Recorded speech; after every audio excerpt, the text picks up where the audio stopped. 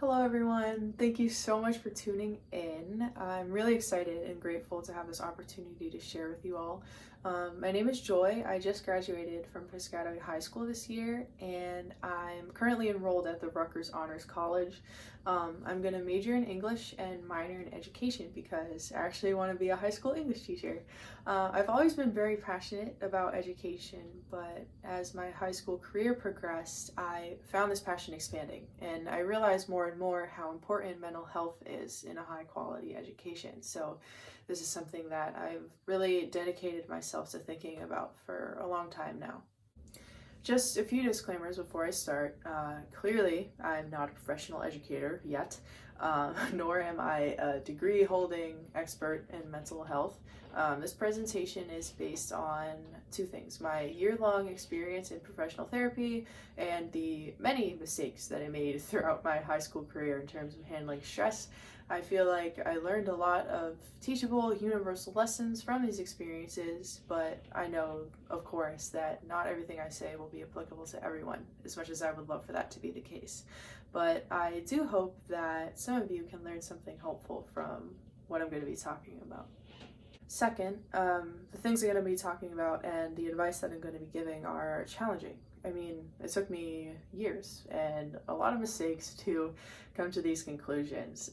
And I don't say that to be like, oh, I'm a genius or something, just to let you know that I'm not just going to be presenting you all with a bulleted list of specific measures that you can take to cope with your stress and say, hey, you should all go and do these things. As much as I would love for this very, very common approach to work, I found it to be extremely watered down and ineffective, because stress is a huge and diverse problem that manifests itself completely differently in different people and in yourself in different walks of your life. So it can't be solved with the limitations of this approach. Often this common advice that we get is, oh, you should use a planner, make to-do lists, eat breakfast every day. Like, obviously that's all good. But what was missing for me when I started high school was how to get myself into these positive habits if I am not able to do it naturally. Alternative options in case some techniques weren't working for me, as well as why I'm even struggling with stress in the first place. So these were some grayer areas that took a lot of trial and error for me to answer, but I hope that I can help you all fill them in today. So let's begin. The first point that I want to emphasize is that effective stress management is extremely personal, and effective techniques vary greatly from person to person. Discovering how you react to stress and finding solutions that work for you is really a lifelong journey, because your approaches need adjustment or sometimes complete renovation as you encounter stress in varying degrees and forms throughout your academic career. Figuring out what works for you and what doesn't is really the first step in managing your stress effectively. This means a lot of trial and error, unfortunately, but we're going to talk about some tools that you can use to assist you in this process. Along those lines, because stress management is so specific to you, the most important part of the process is understanding yourself, your own brain. You need to figure out what your initial and natural reactions are to stressors in your life, and perhaps more importantly, why you react like this. Let me use an example. Let's say that the teacher of your most challenging class announces that there's going to be a unit exam next week. Those of us who have an unhealthy relationship with stress will likely respond in one of two ways in varying degrees of intensity. We will either study obsessively for hours, perhaps every day, in preparation for this exam, or we will decide consciously or subconsciously that it's easier not to think about until we absolutely have to, and we'll either not study at all or cram the night before. I struggled with both of these throughout high school. They are and will continue to be my natural reactions to academic stressors in my life. But at least I know that about myself now. And like I said, that's really the first step, because now that we've identified these unhealthy tendencies that we have, we can start taking steps to combat them. But before that, we also have to figure out why we react like this, which calls for some, I guess, 201 level self-examination. So just bear with me here as I present another analogy. Everyone has their own expectations of Starbucks before walking in to get a coffee. Most people, I'd like to think, walk in with the pre-existing notion that their order will be taken by hardworking baristas who are just doing their best. But some people walk into Starbucks with the idea that Starbucks employees are all a bunch of corner-cutting millennials who are too lazy or incompetent to get their order right. The mindsets of these two different kinds of customers govern all aspects of their respective experiences at the Starbucks, and whether or not they enjoy their time there is almost completely determined before they even walk through the door. That's the importance of our mindset when it comes to grades and academic performance. Before the teacher even announces that there's going to be a test, your brain is already wired to think about and treat grades in a certain way. And in the cases of those of us who struggle with stress, our mindsets probably aren't healthy. In my case, I found that my mindset was based in a logical fallacy that my brain tricked itself into thinking was valid. And this isn't uncommon. There's a popular therapy technique called CBT that's used, among other things, to identify and change these fallacies. The CBT I did with my therapist was very basic, I think. Obviously, CBT is a huge subject, and I do not claim to have a complete understanding of it. But what my therapist asked me to do was ask myself if-then questions when it came to my grades. So I asked myself, if I don't get into this college, then this will happen, or I am blank. And I asked myself, to use our metaphor that we've been using, if I don't get a good grade on this exam, then this will happen, or I am this.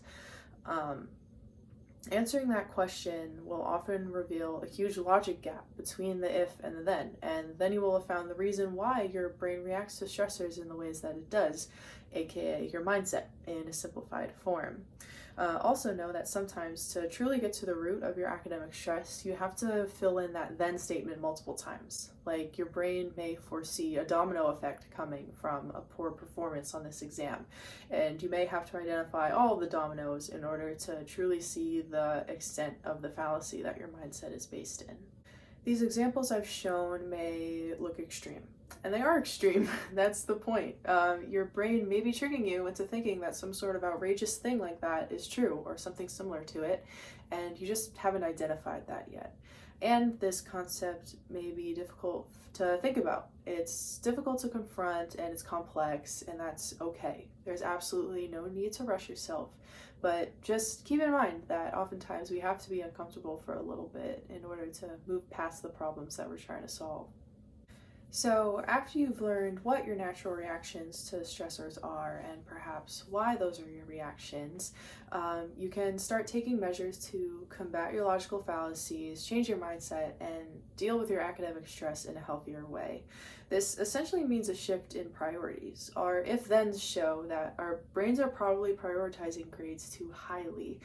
We think we're prioritizing our well-being because we think that an A on this test is the key to happiness, or at least the key to avoiding unhappiness. But really, we're just prioritizing the test and we're hurting ourselves. So we have to consciously move this exam down a few rungs on our priority ladder and move things like sleep and breakfast closer to the top. Studying for this exam into all hours of the night will not help you, I promise. It's scientifically proven that your brain will not retain enough of that late night information to make it worth it. You'd probably be better off, or at least equally as well off, going to bed at 10:30 the night before the test without having studied at all, than going to bed at 1:30 in the morning after having studied for hours. Besides that, getting more sleep will give you the energy that you need to make those mindset changes that hopefully will help you not care as much about grades in the first place. It's fairly difficult to make fundamental changes to the way your brain functions while you're running on 2 hours of sleep and a Red Bull. But now some of this is our own fault, of course, but our school systems are undoubtedly partly to blame for sleep deprivation in students. The standards are getting higher and higher, the workload is getting larger and larger as we get older, to the point where it sometimes seems impossible to get a decent amount of sleep at night anymore. But all of that is a different conversation. Right now, I want to focus on the things that we can do and the parts of our life that we can control. But sleeping and eating are only the most basic, bare essentials. We also have to prioritize hobbies and extracurriculars, those things that we really enjoy doing and that we're passionate about, but that seem to be getting less and less playing time the more that we stress about this exam. Self-care days are also extremely important. Whether or not they actually consume a whole day isn't as important. Just taking time to truly relax is crucial. So, how do we actually adjust our priorities to make room for these things? Well, that really hinges on our mindset changing. As we use our if thens to recognize that school and grades probably aren't as important as our brains claim they are, it will naturally start to move the more important things above academics. But some things that I like to keep in mind when I was in the middle of that struggle was just that I'm naturally smart. And in the cases of pretty much everyone I know that struggles with academic stress, we all don't think that we're as smart as we really are. And so we often don't have to work as hard as we thought we did in order to achieve the results that we wanted. So I'm guessing that's the case for most of you. But if that's not convincing, there's also good reason to put faith in our school systems. The system is flawed. It's very flawed, but it's designed for you to succeed, and it wants you to succeed. Whether or not that's for selfish economic reasons is a different discussion. But failing next week's tests or even an entire class isn't going to grind everything to a halt and completely demolish your future progress. There are things in place to protect you from that. Okay, so we know that it's not healthy or productive to stay up until 1:30 in the morning studying for this exam the night before. But it would still be nice to get a good grade, even though ideally the grade isn't as important to us anymore. Healthy, productive studying not only helps us get a better grade, but it makes us feel better about ourselves, which is really the whole goal here, honestly. Effective studying is also extremely personal, but seeing as many of us probably react to academic stressors with procrastination or obsession, I've compiled two procrastinator slash obsessor friendly studying techniques that helped me, that I still use, and that have helped me deal with some of my academic stress. Again, I can really only speak to things that I've heard of and things that work for me, but discovering what works for you is part of this process of learning about yourself. As you continue to examine your relationship with stress in school, study habits curated to the discoveries you make will present themselves. So, that being said, here are some things that worked for me. I like to just write stuff down, however much or however little I need to feel like I know what's going on, whether that is a to-do list for today or tomorrow, or a week-long projection, or something that made me angry that day, or something. Not confining myself to rigidly structured planners or lists, even, whatever. That was the key for me. I just needed a completely free space to do like a mind purge, whatever that manifested itself as. When I felt completely overwhelmed by my responsibilities, I found it really helpful to translate all of the stressors that I had swirling about my brain onto like a post-it note or something. Not even necessarily a to-do list, because sometimes that made it feel like too much of a commitment, whatever. It all depends on where you're at. But just maybe a regular list, some sort of organized visual that I could use to just calm my brain down. It often made everything feel more condensed and manageable. Another thing that I like to do is I like to spread out larger assignments, especially throughout the entire time that I'm given to do them. Whether or not I actually plan on following this timeline is a different story, but let's say this exam next week is a trig exam, so I'll designate a certain number of problems, however much or however little I want to feel like I'll be prepared by the day of the test. And that's a pretty straightforward example, but the strategy is great because it's completely open-ended and it's created by you for you, and it's no pressure at all, because the point of it is more to visualize what the ideal studying process would look like rather than actually committing yourself to following this timeline. It's more just to condense the process so that your brain can look at it from a more objective point of view. So it might tell your brain, hey, I actually don't need to spend as much time on this as I thought I did in order to feel prepared. Or maybe I'll say, hey, this actually seems manageable, so maybe I'll start it earlier than it would have otherwise, whether or not that actually aligns with this ideal timeline that you've made with yourself. So yeah, when I do this, I don't always follow my timeline. Sometimes I do, depends on where I'm at, but it almost always pushes me in the right direction, at least. So yeah, there it is. That's pretty much everything that I wish I knew in my junior year of high school. This stuff is hard for most of us.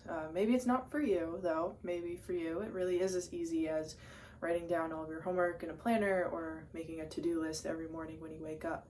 And if you are that kind of person, I am both very happy for you and very jealous of you because I'm simply not wired that way. And for those of you who are like me, I hope that you found some of what I talked about to be helpful for you. Also, if you feel constantly overwhelmed by stress, academically or otherwise, and nothing seems to be working for you, you're not alone. It's actually a really, really common problem amongst students, nor are you weird or crazy for reaching out for help. Whether that's just having an open conversation with someone you know or seeking professional help like I did.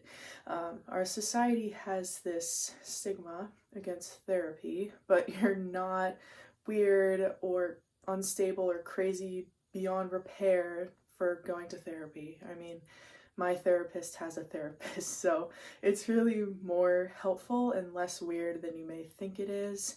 Our society's stigma against it is dangerous and it can prevent people from seeking life-changing help. So yes, with all of that being said, I hope that you enjoyed this little webinar. I hope that you found it helpful, and good luck.